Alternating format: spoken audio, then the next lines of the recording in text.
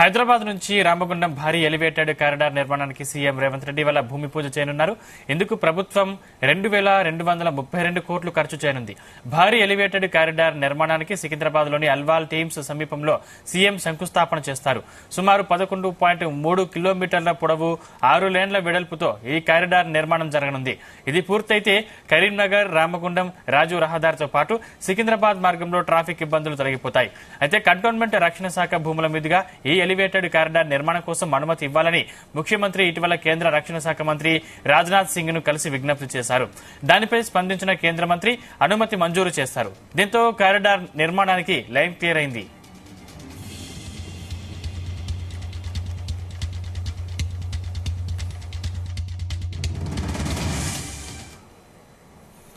లోక్సభ ఎన్నికలకు సమయం దగ్గర పడుతుంది. తెలంగాణలోని పార్టీలన్నీ ఎంపీ అభ్యర్థుల లిస్టును కొన్ని విడుదల చేసి మరికొన్నింటిపై కసరత్తు చేస్తున్నాయి. ఈ క్రమంలోనే టీ కాంగ్రెస్ అభ్యర్థుల ఖరారు కోసం సీఎం రేవంత్ రెడ్డి ఢిల్లీ వెళ్లనున్నారు. ఢిల్లీలో జరుగుతున్న కాంగ్రెస్ సెంట్రల్ ఎలక్షన్ కమిటీ సమావేశంలో ఆయన పాల్గొంటారు. అభ్యర్థుల ఎంపిక బాధ్యతను రేవంత్ కి అధిష్టానం అప్పజెప్పింది. ప్రస్తుత రాష్ట్ర పరిస్థితుల్ని రేవంత్ హైకమాండ్ కు వివరించనున్నారు. గెలుపు గుర్రాలకి సీట్లు ఇస్తామని హస్తం నేతలు అంటున్నారు. తొలి జాబితాలో సీటు దక్కించుకునేందుకు ఆశావాహులు ప్రయత్నాలు చేస్తున్నారు. తెలంగాణలో ఏకాభిప్రాయం ఉన్న సీట్లను తొలి జాబితాలో ఏఐసీసీ ప్రకటించనుంది.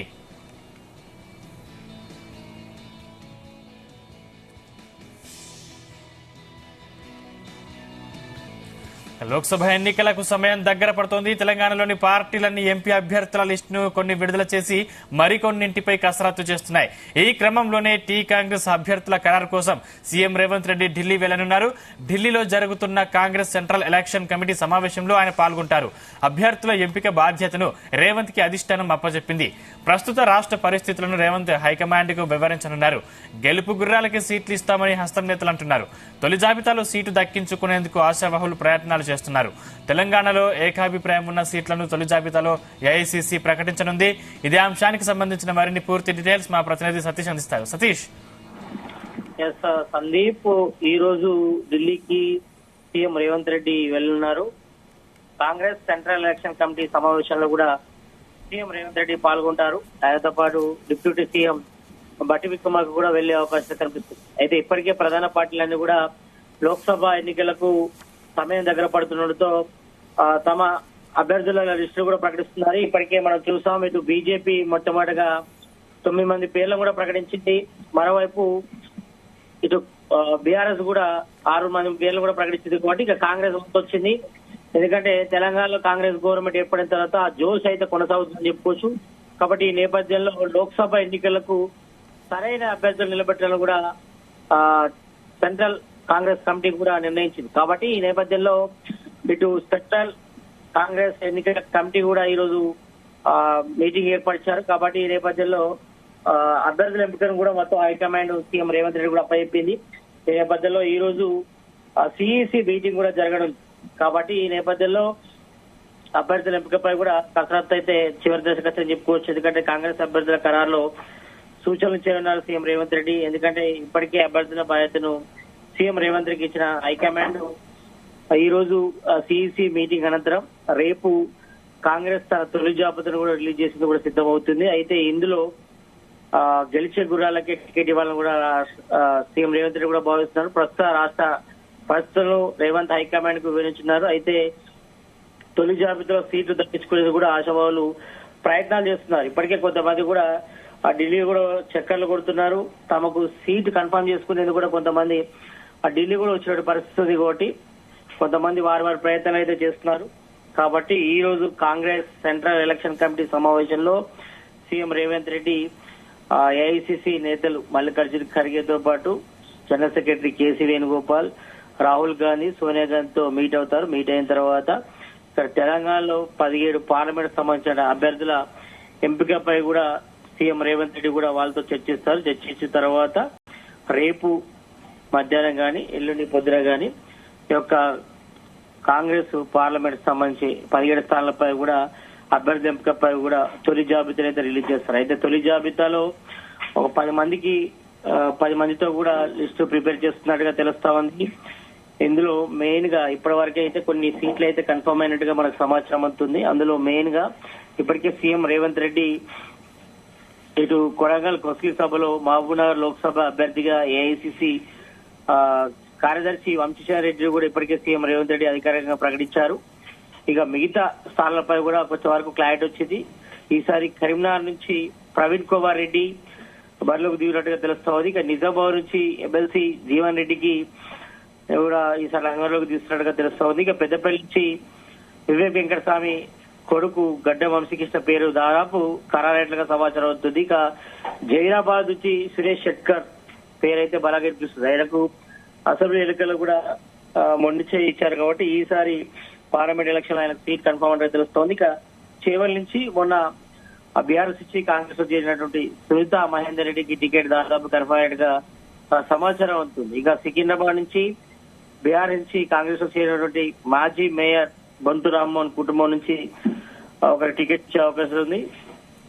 ఇక నల్గొండ సీటు విషయానికి వస్తే మాత్రం ఇక జానారెడ్డి కుటుంబ సభ్యుల్లో ఒకరికి దీన్ని ఇచ్చే అవకాశం ఉంది. మరి దీని నుంచి జానారెడ్డి పోటీ చేస్తారా, ఆయన తనయుడు రఘువీరెడ్డి పోటీ చేస్తారన్నపై కూడా ఇంకా క్లారిటీ వచ్చే అవకాశం ఉంది. ఇక భువనగిరి నుంచి టీపీసీ ఉపాధ్యక్షుడు చామల కిరణ్ కుమార్ రెడ్డి పేరు దాదాపు ఖరారైనట్టుగా తెలుస్తా ఉంది. ఆయన పేరును ప్రకటించే అవకాశం ఉంది. ఇక మహబూబాబాద్ నుంచి బలరాం నాయక్ అదేవిధంగా బెల్లయ్య నాయక్ పేర్లు అయితే ప్రధానంగా వినిపిస్తున్నాయి. ఈ ఇద్దరిలో ఎవరికొకరికి టికెట్ కన్ఫర్మ్ చేసే అవకాశం ఉంది. ఇక హైదరాబాద్ విషయానికి వస్తే మాత్రం అసెంబ్లీ ఎలక్షన్ లో కనీసం హైదరాబాద్ లో కనీసం ఖాతా కూడా తెలియలేదు కాబట్టి ఈ నేపథ్యంలో హైదరాబాద్ పై హైకమాండ్ అదేవిధంగా రాష్ట్ర టీపీసీ కూడా స్పెషల్ ఫోకస్ చేస్తుంది. ఈసారి హైదరాబాద్ లో కంపల్సరీ పార్లమెంట్ స్థానాలు గెలుచుకోవాలని కూడా భావిస్తుంది కాబట్టి ఈ నేపథ్యంలో ఇక్కడ ఇప్పటికే బీజేపీ తన అభ్యర్థులు కూడా ప్రకటించింది. మరోవైపు ఇటు కాంగ్రెస్ కూడా ప్రకటించేందుకు సిద్ధమవుతుంది. ఇందులో మైనార్టీలకు ప్రాధాన్యత ఇవ్వాలని కూడా భావిస్తారు. మరి ఫిరోజ్ ఖాన్కి ఇస్తారా, అజారుద్దీన్కి ఇస్తారా కూడా ఇంకా క్లారిటీ రావాల్సింది. మరి మూడో వ్యక్తికి ఇచ్చే అవకాశాలు కూడా ఉన్నాయి కాబట్టి ఎందుకంటే వీళ్ళు ఆల్రెడీ అసెంబ్లీ ఎలక్షన్ లో కూడా పోటీ చూపారు కాబట్టి ఈ నేపథ్యంలో వీరికి ఇచ్చే అవకాశం ఉందా లేదంపై కూడా ఈ రోజు సెంట్రల్ ఎన్నికల కమిటీలో కూడా చర్చిస్తారు కాబట్టి వీటిపై కూడా ఇంకా క్లారిటీ రావాల్సింది. ఇక మిగతా నియోజకవర్గాలు ఖమ్మం, నాగర్ కర్నూల్, మల్కాజ్గిరి, వరంగల్, ఆదిలాబాద్, మెదక్ సీట్లపై కూడా ఇంకా క్లారిటీ రాయనట్టుగా తెలుస్తా ఉంది. ఇంకా వీటిపై కూడా సీఎం రేవంత్ రెడ్డి మరోసారి అధిష్టానంతో చర్చించి ఈ యొక్క లిస్ట్ ప్రిపరేషన్ పై కూడా 1-2 రోజుల్లో క్లారిటీ వస్తుంది. ప్రస్తుతానికి మాత్రం ఈ రోజు సిఈసి కాంగ్రెస్ ఎలక్షన్ కమిటీకి సంబంధించి కూడా మీటింగ్ జరుగుతుంది కాబట్టి దీనికి సీఎం రేవంత్ రెడ్డి ఢిల్లీ వెళ్తారు. ఢిల్లీ వెళ్తారు తర్వాత హైకమాండ్ తో చర్చిస్తారు. చర్చించిన తర్వాత అభ్యర్థుల జాబితాపై కూడా ఒక క్లారిటీ వస్తుంది. ఎందుకంటే మొదటగా ఒక 10 మందితో తొలి జాబితా రిలీజ్ చేయాలని కూడా సీఎం రేవంత్ రెడ్డి భావిస్తారు. ఇప్పటికే సీఎం రేవంత్ రెడ్డికి అధిష్టానం పూర్తి బాధ్యత కూడా అప్పచెప్పింది. ఎందుకంటే తెలంగాణ కాంగ్రెస్ గవర్నమెంట్ ఏర్పడిన తర్వాత ఈడ మేజర్ గా సీఎం రేవంత్ రెడ్డి టార్గెట్ గా పెట్టుకున్నారు. 10 నుంచి 14 స్థానాలు గెలవాలని కూడా టార్గెట్ గా పెట్టుకున్నారు. కాబట్టి గెలిచి సోనియా గాంధీకి గిఫ్ట్ ఇవ్వాలని కూడా వాళ్ళు భావిస్తారు కాబట్టి ఈ నేపథ్యంలో గెలిచే గుర్రాలకే టికెట్ ఇస్తామని కూడా ఇప్పటికే అనౌన్స్ చేయడం జరిగింది. కానీ సిఆర్టీ ప్రకారం ఇచ్చినప్పుడు కూడా ఇప్పటికే ఆ సునీల్ కల్గోలు టీం కూడా రంగులో దిగింది. 2 సార్లు కూడా సర్వే కూడా చేశారు తెలంగాణలో. అంటే ఇప్పుడున్న పరిస్థితుల్లో తెలంగాణలో మేజర్ గా కాంగ్రెస్ కొనసాగాలని కూడా భావిస్తారు.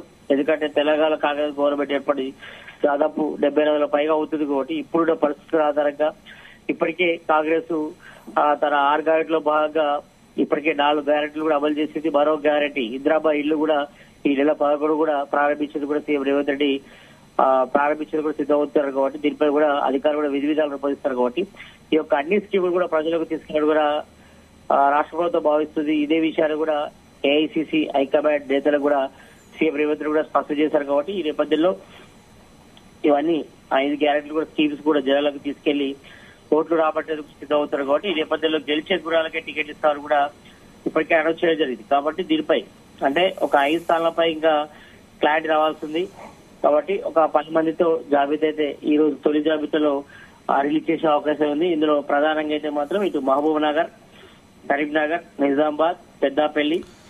సతీష్ అంటే దాదాపు ఇతర పార్టీల నుంచి వచ్చిన వరకే టికెట్లు ఇస్తున్నారన్న ప్రచారం జరుగుతుంది. మరి సీనియర్లు ఏ విధంగా రియాక్ట్ అయ్యే అవకాశం ఉంది? దీనిపై కూడా కొంచెం చర్చ అయితే నడుస్తుంది. ఎందుకంటే గెలిచే గురాలకే టికెట్ ఇస్తామని కూడా కాంగ్రెస్ భావిస్తుంది. ఎందుకంటే ఇప్పటివరకైతే మనం చూసాం దాదాపు ఒక 5-10 మంది దాదాపు చేరారు. బీఆర్ఎస్ నుంచి కాంగ్రెస్ చేరారు కాబట్టి కొంతమందికి ఈసారి మొన్ననే నిన్న మన జైన వారికి టికెట్లు ఇస్తే మా పరిస్థితి అని కూడా సీనియర్లు అడుగుతున్నారు. దీనిపై కూడా వాళ్ళు ఆగ్రహం కూడా వ్యక్తం చేస్తారు కాబట్టి అసెంబ్లీ ఎలక్షన్ లో కూడా ఇది రిపీట్ అయింది మనం చూసాం. కాకపోతే అక్కడ చాలా వరకు కూడా గెలిచే గుర్రాలకే టికెట్లు ఇచ్చారు. అందులో కొంతమంది గెలిచినప్పటికీ మరి కొంతమంది ఓడిపోయారు కాబట్టి ఈసారి కాంగ్రెస్ మేజర్ గా 10 నుంచి 12 స్థానాలు గెలవాలి కూడా టార్గెట్ పెట్టుకుంది. అందులో బాగా మనం చూసాం ఇటు బొంతు రామ్మోహన్ గాని, సునీతా మహేందర్ రెడ్డి గాని, అదేవిధంగా మరికొంతమంది కూడా చాలా మంది కూడా ఇటు బీఆర్ఎస్ కాంగ్రెస్ చేరారు. దాదాపు ఒక 2-3 మొన్న చేరే వారికి 2-3 దాదాపు పార్లమెంట్ టికెట్లు కన్ఫర్మ్ కూడా అయినట్టుగా తెలుస్తా ఉంది. ఈ యొక్క తొలి జాబితాలో కూడా వాళ్ళ పేర్లు కూడా కన్ఫర్మ్ అయినాయి. వాళ్ళ పేర్లు కూడా రిలీజ్ చేస్తారు. కాబట్టి దీనిపై కూడా కాంగ్రెస్ సభ సీనియర్ నేతలు కూడా ఆగ్రహం వ్యక్తం చేస్తారు. నినాక కూడా వచ్చిన వాళ్ళకి టికెట్ ఇస్తే మా పరిస్థితి మాకేదికి ఇవ్వరని కూడా వాళ్ళు అడుగుతున్నారు. మేము కూడా సర్వే చేసుకున్నాం, మాకు కూడా బలబుద్ధి నియోజకవర్గాలు కూడా చెప్తున్నారు. కాబట్టి ఈ నేపథ్యంలో మరి హైకమాండ్ విషయానికి మాత్రం రేవంత్ రెడ్డి ఈ విషయాన్ని కూడా దృష్టికి తీసుకెళ్తారు. తీసుకెళ్లిన తర్వాత అభ్యర్థుల ఎంపికపై కూడా రేపు తుది ప్రకటన చేసే అవకాశం కనిపిస్తుంది. ప్రజెంట్ అయితే అన్ని విషయాలు కూడా కూలంకషంగా సీఎం రేవంత్ రెడ్డి అధిష్టానానికి ఏఐసిసి నేతలకు వివరించిన తర్వాత తొలి జాబితాలో 10 మంది పేర్లు అయితే ప్రకటించే అవకాశం కనిపిస్తుంది. ఈ రోజు అయితే సీఎం రేవంత్ రెడ్డి ఢిల్లీ వెళ్తున్నారు. ఢిల్లీ వెళ్ళిన తర్వాత అక్కడ సిఇసి మీటింగ్ లో పాల్గొన్న తర్వాత అక్కడ తన అభిప్రాయం వ్యక్తం చేస్తారు. తర్వాత ఇప్పటి వరకు అయితే పార్లమెంట్ స్థానాలకు సంబంధించి కూడా స్కూటీని కూడా చేయడం జరిగింది. ఒక్కొక్క నియోజకవర్గం నుంచి 2 కూడా ఎంపిక చేశారు కాబట్టి ఆ 2 పేర్లలో ఒకరిని ఫైనలైజ్ చేస్తారు. కాబట్టి ఈ నేపథ్యంలో మరి సీనియర్లు బుజ్జగించేందుకు సీఎం రేవంత్ రెడ్డి ప్రయత్నాలు అయితే ఇప్పటికే ప్రయత్నించారు. అయితే కొంతమంది ఇప్పటికే మనకు ఢిల్లీ వెళ్ళినట్టుగా సమాచారం అవుతుంది. కొంతమంది కాంగ్రెస్ సీనియర్ నాయకులు వాళ్ళ సీటు కన్ఫర్మ్ కోసం వాళ్ళు ఏఐసిసి నేతల చుట్టూ కూడా ప్రదర్శనలు కూడా చేస్తున్నారు. కాబట్టి ఈ నేపథ్యంలో మరి వాళ్ళ ప్రయత్నాలు చేస్తారు. మరోవైపు సీఎం రేవంత్ రెడ్డి ఢిల్లీ వెళ్లి ఈ రోజు జరిగేటువంటి కాంగ్రెస్ సెంట్రల్ ఎలక్షన్ కమిటీ సంబంధించి సమావేశం కూడా పాల్గొంటే దాని అభిప్రాయం కూడా వెల్లడిస్తారు. అదేవిధంగా ఒక లిస్టును కూడా ప్రిపేర్ చేసి తీసుకెళ్తున్నట్టుగా తెలుస్తోంది. కాబట్టి ఈ నేపథ్యంలో చాలా వరకు కూడా 10 స్థానాలపై ఏకాభిప్రాయం వచ్చినట్టుగా తెలుస్తా ఉంది. మరి మిగతా స్థానాల విషయంలో మాత్రం తర్వాత ఒక 4 days తర్వాత అంటే ఎలక్షన్ కోడ్ వచ్చిన తర్వాత పార్లమెంట్ ఎలక్షన్ కోడ్ వచ్చిన తర్వాత మిగతా లిస్టు ప్రకటించే అవకాశం కనిపిస్తుంది. ఈ రోజు సిఇసి మీటింగ్ లో మాత్రం రేవంత్ రెడ్డి తన అభిప్రాయం చెప్తారు. రాష్ట్ర ఆర్థిక పరిస్థితి గురించి చెప్తారు. అదేవిధంగా స్కీమ్ ఇంప్లిమెంటేషన్ ఏ రకంగా కొనసాగుతుంది, ప్రజల్లో తమకు ఏ రకంగా పాజిటివ్ సెన్స్ దానిపై కూడా సీఎం రేవంత్ రెడ్డి అధిష్టానంతో చర్చిస్తారు. అదేవిధంగా సేమ్ టైం ఇటు కాంగ్రెస్ సంబంధించిన అభ్యర్థుల సంబంధించి కూడా ఫైనలైజ్ చేస్తారు.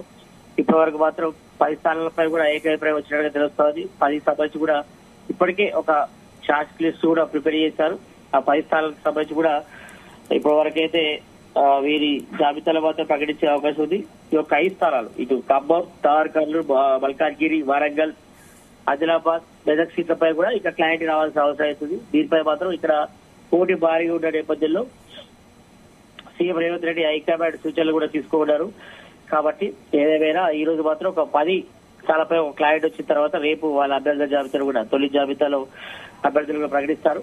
ఇక మిగతా ఇప్పుడు నేను చెప్పినటువంటి జాబితాపై కూడా ఇక క్లారిటీ రావాల్సింది. ఎందుకంటే అక్కడ మహామహులు పోటీ చేస్తున్నారు. కాంగ్రెస్ సీనియర్ నేతల కుటుంబ సభ్యులు కూడా ఉన్నారు. కాబట్టి ఈ నేపథ్యంలో హైకమాండ్ సూచనలు కూడా సీఎం రేవంత్ రెడ్డి తీసుకున్న తర్వాత ఆ మిగతా స్థానాలపై కూడా క్లారిటీ వచ్చే అవకాశం కనిపిస్తుంది. ఇప్పటి వరకు మాత్రం ఇటు మహబూబ్ నగర్, కరీంనగర్, నిజామాబాద్, పెద్దపల్లి, అదేవిధంగా జైరాబాద్, చేవెళ్ల, సికింద్రాబాద్, నల్గొండ, భువనగిరి, మహబూబాబాద్ సంబంధించి టికెట్లపై కూడా ఇప్పుడు క్లారిటీ వచ్చింది. కాబట్టి మిగతా స్థానాలపై కూడా సీఎం రేవంత్ రెడ్డి కన్ఫర్మ్ చేస్తున్నారు. మిగతా స్థానాలపై కూడా ఎవరిని నిలబెట్టడంపై కూడా ఇప్పటికే సునీల్ కనుగోలు టీం కూడా రంగంలో దిగి 2 సార్లు కూడా సర్వే కూడా వచ్చింది. కదా సర్వే రిపోర్ట్ ఆధారంగానే గెలిచిన గుర్రాలకి టికెట్ ఇస్తారు కూడా సీఎం రేవంత్ రెడ్డి కూడా భావిస్తారు. ఇదే విషయాన్ని కాంగ్రెస్ సెంట్రల్ కమిటీకి సంబంధించిన నేతలు కూడా సీఎం రేవంత్ రెడ్డి స్పష్టం చేశారు. కాబట్టి ఈ రోజు సిఇసి సమావేశంలో తన అభిప్రాయాన్ని సీఎం రేవంత్ రెడ్డి చెప్పిన తర్వాత కూలంకషంగా డిస్కషన్ చేసిన తర్వాత రేపు కాంగ్రెస్ సంబంధించి తొలి జాబితా కూడా రిలీజ్ చేసేది కూడా అవకాశం కనిపిస్తుంది. సందీప్, థ్యాంక్స్ సతీష్.